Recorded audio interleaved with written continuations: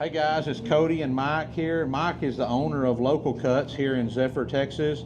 And if you haven't seen our previous video, maybe Eric will stick it in here or down there or something where we filled out our cut sheet. So fast forward, this is about 2 weeks later, and we're starting to process the sides. The steers were harvested 2 weeks ago, split on the rail and hung up, and they've been in the, what's the temperature in the room? Temperature is about 35 degrees. In the cool room. Mm-hmm. They've been hanging there for 14 days, and today they're starting to break those carcasses down into the retail cuts. So I thought you guys, y'all love the video about the cut sheet so much. I thought, well, let's go through and show you how they break them down. So if you don't want to see an animal carcass being broke down into retail cuts, you might want to flip past. But keep in mind, I mean, this is just the way our food supply works, and it's been like this for hundreds of years. So you might want to stick around and see how your food is actually processed, and especially in a local meat market like this, or a processing facility, not a meat market. But Right. All right, so we're going to head into the cooler.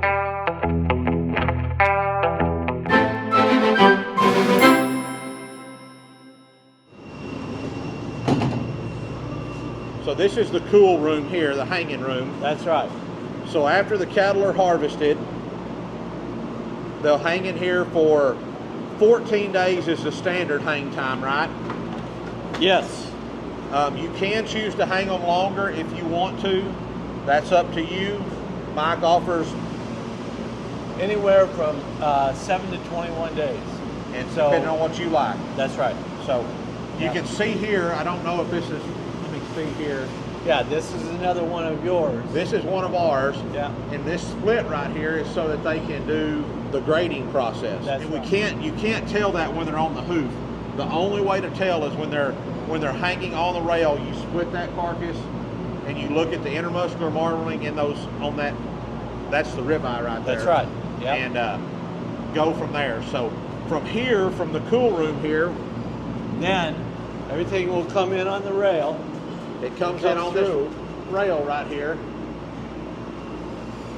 They'll slide it in here to the processing floor. All right. Everything that's in here right now is something that I brought in, right? That's right. That's right. But while there is, do y'all bring in one side at a time? And That's right. We're going to bring in one half at a time because all of yours has specific orders for each half. so they're going to do it, bust it down completely into the retail cuts, package it. Once this table over here is cleared off, then they'll roll the next one in and keep it separate.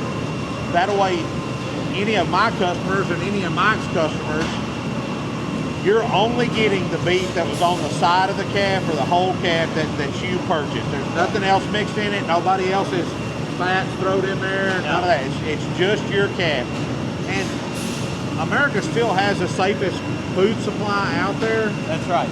Even your big packers and stuff are doing a good job of taking care of cattle that men and women in the United States grow and take care of. Right. But when you get hamburger from a local grocery store, there may be 3 or 4 calves in that grind, or There'll be more than that. 300 or So 400 maybe. What ends up happening in those big packing plants, if they're processing 5,000 head a day, you're going to get one piece of that whole 5,000 that comes in there. So they put all that meat in, and it'll be all ground up, so that you don't know where it's coming from. And if you're buying steak cuts, again, you don't know which animal it's coming from. Any of those cuts, they're all clumped together. Right. Here, it's your cow all the way. Like I say, we have a software program that we track everything from the time that animal is dropped off till the time you're picking up your meat. So it is going to be yours, and we have custom ordering. So like this particular half that we have right here, we have an order for it, and that specific order will tell these butchers exactly how to cut that meat. Just like Mike said, like I want my steaks 1.25 inches. I may want it 1.5 inches. Right. So these guys get an order form, your cut sheet filled out the way you want, and they're looking at that. When your calf rolls in, they're matching up the for lack of a better word, the VIN numbers, the barcodes that are on the steers on their carcass, and saying, okay, this is Cody's calf, here we're gonna change the saw blade to this depth, and we're gonna start cutting. So That's right. so they come in on the rail here, and what happens next? And so, as an example, you see that computer printout. That is your specific cut for this side of beef. Okay. All right? So what are we cutting here? All right. So what Johnny's doing, he's cutting right now. These are sirloins. And so you can see that's the rough cut of a sirloin. There's the whole primal, sirloin primal right there. And he's cutting through on that specific order. And of course, then it'll get trimmed down. We'll show you over here. All right. As an example, we showed some of the ribeyes that were already trimmed. This one hasn't been trimmed. So here's your bone in, and we'll trim that thing in so it looks just gorgeous. But those are rough pretty cuts. good right there. It is. So this is a trimmed ribeye. That's here, a trimmed ribeye. Boneless. That's a boneless. Yep. All right.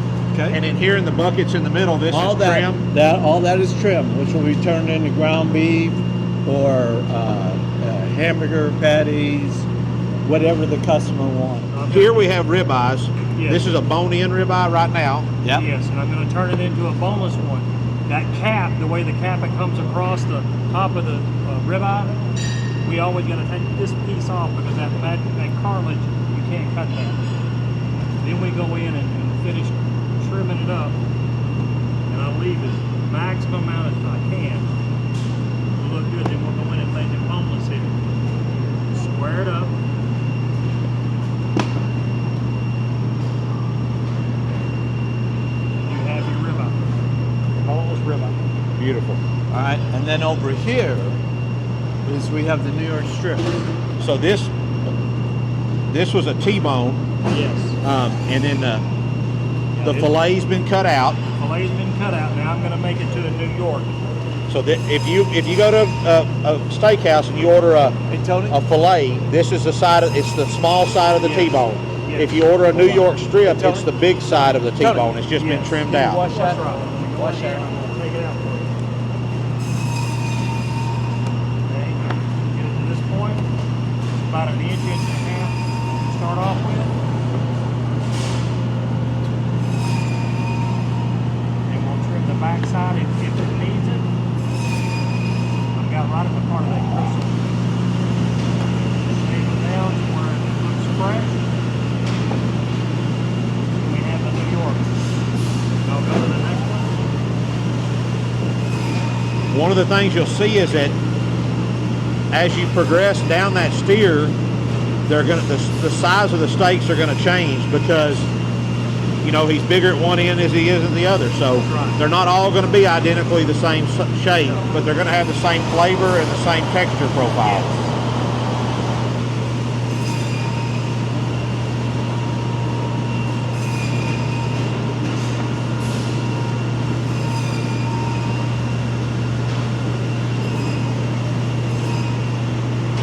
There you have it. All right. Then we'll Down go the right back line. down here. So these So- are the fillets. These are the fillets. And they'll all be sorted out and packaged. As an example, there were going to be 2 to a package. So just like I say, each one's 8 ounces, and there will be two fillets per package. And then from this, they get set on this cart. and That's then- right. To go over to the packaging. Okay, so on this cart right here, this is all one steer for That's the right. most part. I mean, there may Yeah. be, it should all be the same steer. It is. It's all the same steer. So here's your Brisket. This isn't your brisket. Oh, no, this is- No, this is your these Plate are your ribs? These are your plate ribs. So can you turn that over for us? Yeah. So you see these big ribs in here. It almost look like a brisket, but these are plate ribs. Yep. Now, not everybody will get plate ribs. I mean, No. but if you keep in mind, the more of these kind of cuts that you get, like these plate ribs, the short ribs, the more of those you get, the less hamburger you're going to get back in your box of meat. Because that's the number one thing everybody says is, man, I got all my stuff back and I got over half of it's hamburger meat. Well, it's because you trimmed out all of this stuff. You know, you can't make a steak out of this, but you can take like these plate ribs, you can smoke them on a smoker, you can throw them in a crock pot and cook them, and if you cook it right, them bones will just slide right out of it. You can just fork it. Exactly. And so, what else are you going to show us here? So these are your flat iron steaks. And they're coming off the arm. So is the flat iron, is that what's called the poor man's ribeye, or is that the? No. The flat irons usually they're a great piece of steak. They're coming off the arm, okay? And they're really, people love to eat these like with a salad. These are just perfect. With the what? With a salad. With a salad, okay. Yeah, because a lot of times in the restaurants, they'll have flat iron steaks with the salad. So like they'll slice it and put it on the salad, that's or right. not like a steak by itself. No. It looks good. Yep. Then these are your arm roasts. Man, look at that guy. That looks good. It really does. Here's your tri-tip.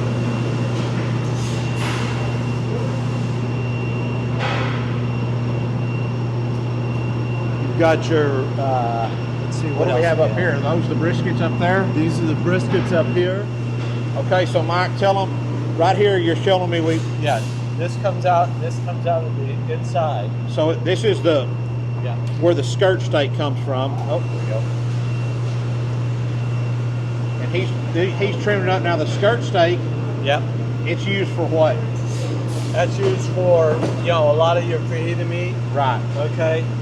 Also, this is an untrimmed plank. You can see right there. That will all get trimmed out of here. This is an untrimmed skirt steak as well. Okay. So your plank is over on this one. Ross trimming this up so it just looks gorgeous. And again, this is your plank. And we'll take all that fat and skin off, and it'll come out, all meat. All meat. Yeah. And what do we have here in these? Is this trim or is this all stew meat? trim. This is all trim. So like these cuts here, will that get sliced into stew meat or So ground? all this will be ground up into ground meat Okay. and be used. You can make hamburger patties. You can make smoked meats out of it. All the above. Awesome. Okay. So from here, it's a process. So remember the flank. Okay. This is your trimmed up flank. Your trimmed up flank, and this will be cooked like a steak. This is a flank steak, or Yeah, it'll be typically it's cooked just like fajita meat. Okay. Okay. This is your bavette, which is part again. It's right there. It rides right with the skirt, and this will be used for fajita meat as well. And again, this is all fajita meat. So these guys, it's just an assembly line. It just works its way down. Yep. Everybody has their own Monica needs to holler responsibility. at you. Okay. Boss lady had to come grab him, so. Okay. All right. So these are Yeah, and so Tony's over here and he's deboning everything, okay. which goes into the trim. So Tony here is doing this, but this is the front leg, right? This will be either the fore shank or the hind shank.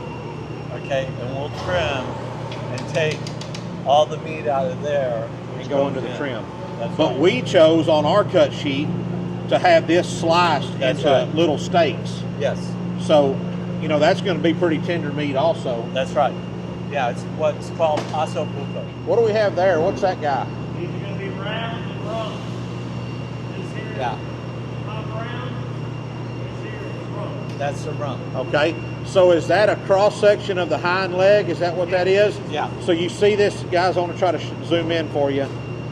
This bone right here, that's the femur bone? Yeah, it goes from this to the portion and it goes down. Basically the whole leg. Right. Hang on, let me. So yeah, they can't, y'all can't hear them because they don't have a microphone, but basically this is a cross section of the hind leg of a steer as it comes down, and that middle bone right there, that's the femur bone in his back leg. And then that's going to be broken down into how many different cuts? The top round on where is on your left side there, and then on this side, the rump. So your rump roast.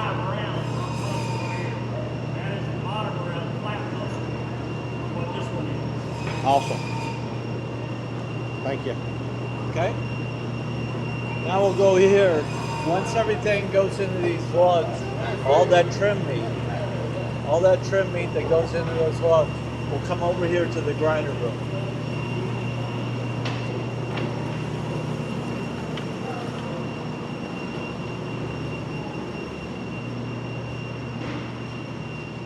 And as an example, we'll put that trim in here, okay?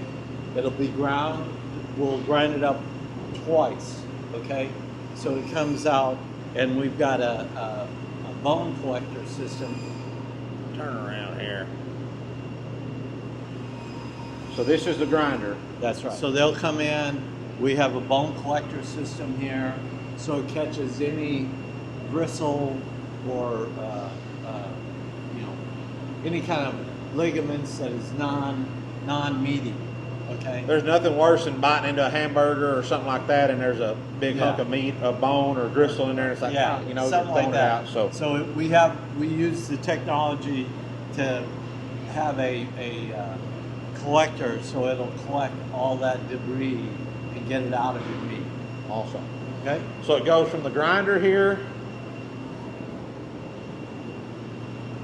And then if you want them in 1 pound packages, vacuum packed, it will go into this device, and it will automatically, and we'll set it up so if you want 1 pound or 2 pound packages, it'll be able to do that.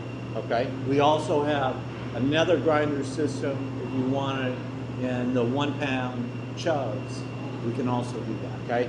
And what about patties if you want to make patties? Okay, from patties, it goes over to our patty machine. The patty machine, effectively called Patty the Patty Maker. I don't know if that's right or not. Right now, it hasn't been, we haven't had requests for that. Okay. This will all be put together.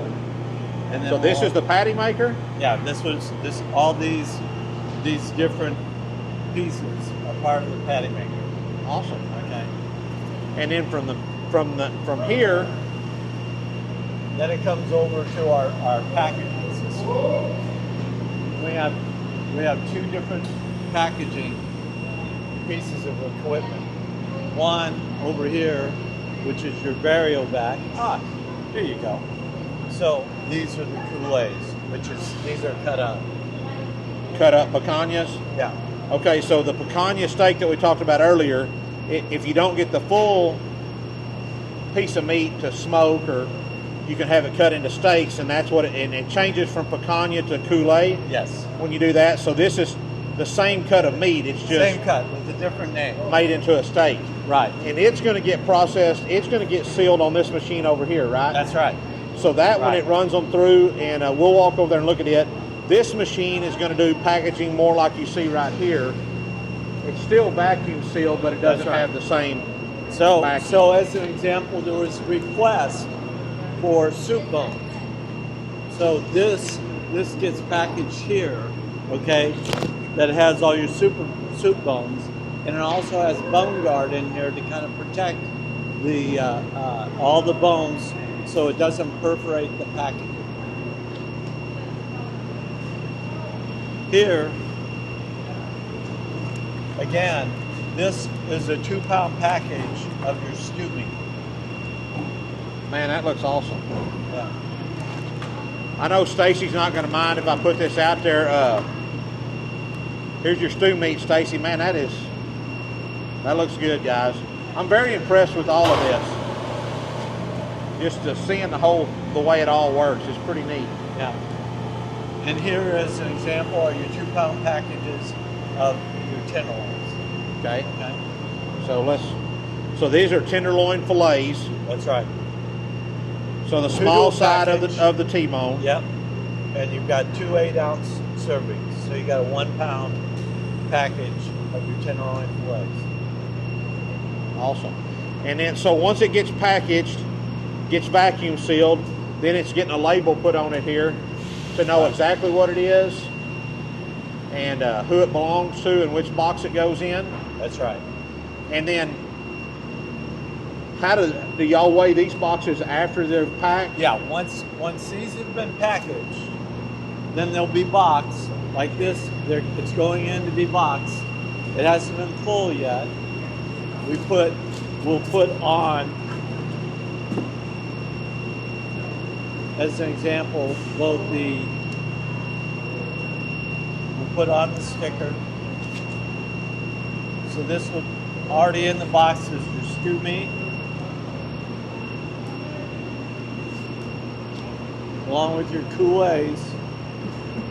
Okay, it isn't full yet. Once it's full, then we'll weigh it, and then it gets over here and gets ready to go into the freezer. Into the freezer. So what a lot of folks may not know is, and we've already done a video, there's another video between the cut sheet and then the processing floor where we talked about, we walked through the freezer and the Right. hanger and all that. But they're chilled down to 35 degrees. They're not frozen before Right. processing. They're just Right. they're brought down to 35 degrees, held there for 14 days. Then they get processed here, broken down into the retail cuts, packaged, boxed, and then they go into the freezer. Right. And it's at what temperature? It is at a minus 10 degrees. Minus 10. So it's pretty quick. It's going to freeze. It'll flash freeze it, so it holds all the tenderness and all the freshness into that package when it gets flash frozen. Awesome. Anything else? Is that we about got it all? I think we've got it all. Well, Mike, thank you very much for showing us and the You people bet. at home.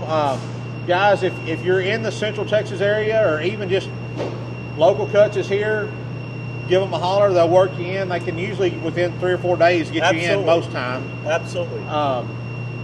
Very impressed with this facility. Y'all been here about 3 years We have.